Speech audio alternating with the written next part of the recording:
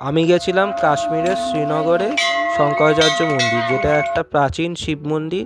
250টা সিঁড়ি আছে, হাঁটতে হাঁটতে ক্লান্ত হয়ে যাবেন, কিন্তু এখানে এই জলের সব কিছু আছে, ডাস্টবিনও আছে, একটু পে অ্যান্ড ইউজ টয়লেটও আছে জেন্টস আর লেডিসের জন্য।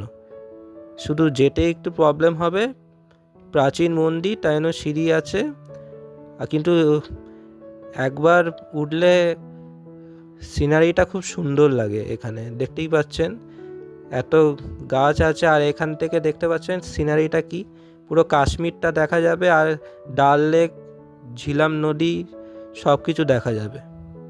এখানে অনেকে সব ফটোগ্রাফিও করছিল, দেখতেই পাচ্ছেন কত সুন্দর। এটা হচ্ছে মন্দির।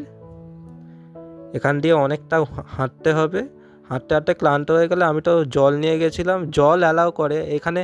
ঢোকার সময় অনেক কিছু চেকিং চলে ব্যাগের, এই তাও কিছু ওদের যেগুলো অ্যালাউড নয় সেগুলো রেখে দেয়, বলবে আপনি এসে নিয়ে যাবেন।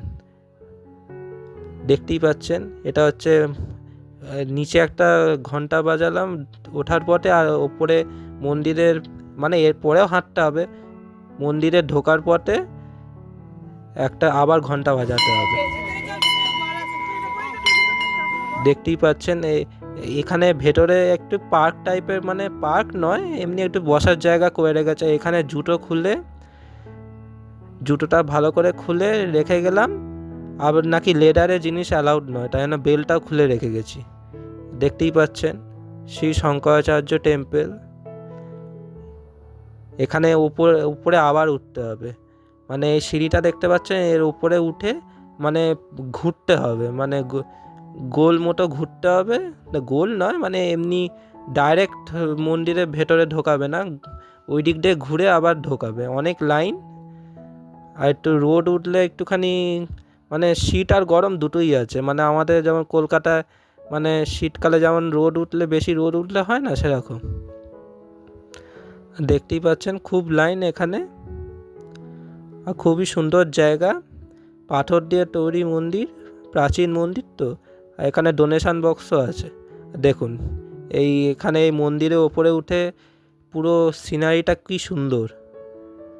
এখান থেকে পুরো কাশ্মীরই দেখা যাচ্ছে, বলতে গেলে কাশ্মীর দেখা যাচ্ছে, তারপর ডাল লেক আর ঝিলাম নদী তো দেখাই যাচ্ছে।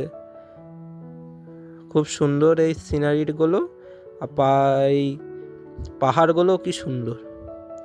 দেখুন পুরো পাথর দিয়ে তৈরি মন্দির।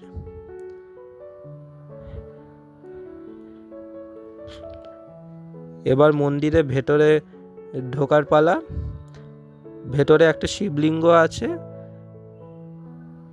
মন্দিরের ভেতরে ক্যামেরা অ্যালাউড নয়, তাই জন্য বাইরে থেকেই করছি। দেখুন এটা হচ্ছে মন্দিরের ভেতরে ঢোকার পথ, আর ঢুকে শুধু একটু একটা মাথায় টিপ পরিয়ে দিল, দেখতে পাচ্ছেন মাথায় টিপ পরে আছে, আর একটু প্রসাদ, মানে ওই কাটিং মিজরি যেগুলো আমরা চাটে খাই, চায়ে দিই। তারপরে আবার জুতো পরে চলে গেলাম নিচে, মানে উঠতেই যা কষ্ট, নিচে নামতে একদম কষ্ট হবে না। দেখুন এখানে সবাই জুতো খুলে রেখে গেছে, জুতো পরা অ্যালাউড নয় উপরে, মানে এই পার্কটা বা এখানে বসার সিটগুলো সেখানেই খুলে রাখছে সবাই।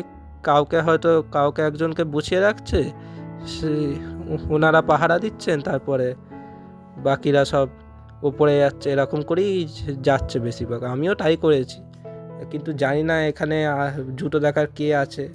আর এখানে সব ডাস্টবিনও করে রেখেছে প্রশাসন, কারণ ডাস্টবিন তো দরকার, নাহলে নোংরা হয়ে যাবে।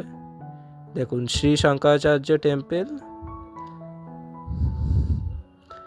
JK Dharmarth trust, 1846।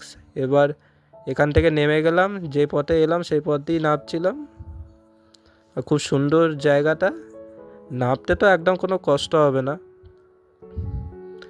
শুধু ওপরে যেতেই যা কষ্ট।